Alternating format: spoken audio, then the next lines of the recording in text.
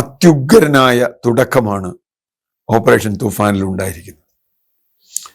നിരവധി ഇടങ്ങളിൽ കടന്നു കയറി പോലീസും നാർക്കോട്ടിക് സെല്ലും വലിയ തോതിലുള്ള പ്രവർത്തനം നടത്തുന്നു. സത്യത്തിൽ ഇവിടെയുള്ള നാർക്കോട്ടിക് മുഴുവൻ പിടിക്കണമെങ്കിൽ കേരളത്തിൽ ഇപ്പോഴുള്ള പോലീസ് പോരാന്ന അഭിപ്രായം എനിക്കുള്ളത്.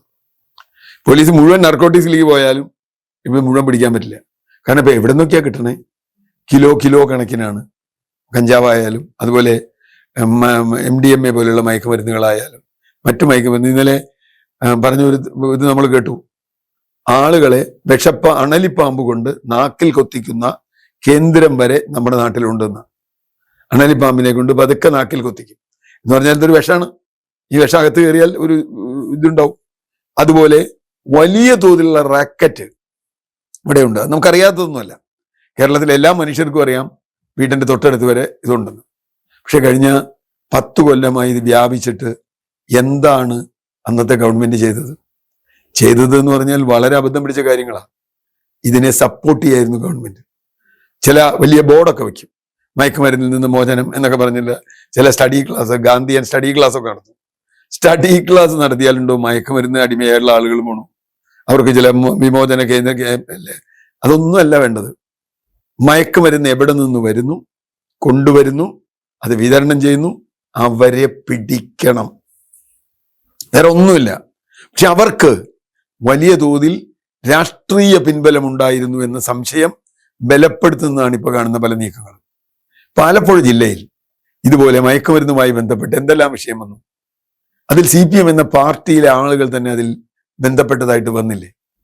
അവിടുത്തെ തന്നെ പല ആളുകൾക്കും എതിരെ പരാതി ഉയർന്നു വന്നില്ലേ? മയക്കുമരുന്ന് മാഫിയ.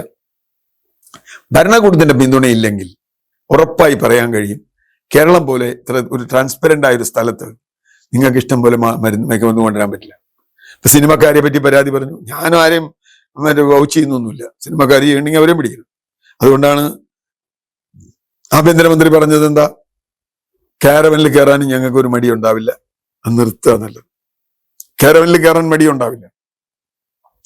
ഇതുവരെയുള്ള തൂഫാന്റെ പ്രവർത്തനം അർത്ഥത്തിൽ വലിയ തോതിൽ മുമ്പോട്ട് പോയിട്ടുണ്ട്. പോലീസുകാരുടെ ഒരു പരാതിയുണ്ട്, അത് നമ്മൾ ഇതിന്റെ കൂടെ പറയണം. ഞങ്ങൾക്ക് ആളില്ല. മറ്റു കേസുകളൊക്കെ എടുക്കേണ്ടി വരുമ്പോൾ, ഇതിന് പ്രയോറിറ്റി വരുമ്പോൾ ശരിയാണ്, പോലീസ് സേന വളരെ ദുർബലമാണ്. ഞാൻ ഈ കഴിഞ്ഞ ദിവസം ആഭ്യന്തരമന്ത്രിയെ കണ്ടപ്പോൾ അദ്ദേഹത്തോട് ചോദിച്ചൊരു ചോദ്യമുണ്ട്.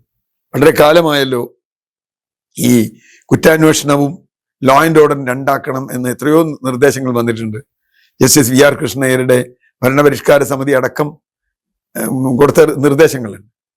അദ്ദേഹം പറഞ്ഞൊരു കാര്യം, പോലീസിൽ സ്റ്റാഫില്ല. ഞങ്ങൾക്ക് അതിനു വേണ്ട സ്റ്റാഫ് കിട്ടിയാൽ ഞാനത് ചെയ്യാൻ കഴിയും. തീർച്ചയായും കേരളത്തെ രക്ഷിക്കണമെങ്കിൽ യുവതലമുറ വലിയ തോതിൽ, സ്കൂൾ കുട്ടികൾ മുതൽ മയക്കുമരുന്നിന്റെ ഇരകളാവുന്ന ഈ ഘട്ടത്തിൽ വലിയൊരു നീക്കമാണ്. ഈ നീക്കം ആരംഭശൂരത്വം ആകരുത് എന്നാണ് എനിക്ക് പറയാനുള്ളത്. ഇതുമായി ഇവിടുത്തെ രക്ഷിതാക്കളും അധ്യാപകരും മറ്റെല്ലാ സന്നദ്ധ സംഘടനകളും മുമ്പോട്ട് വരണം.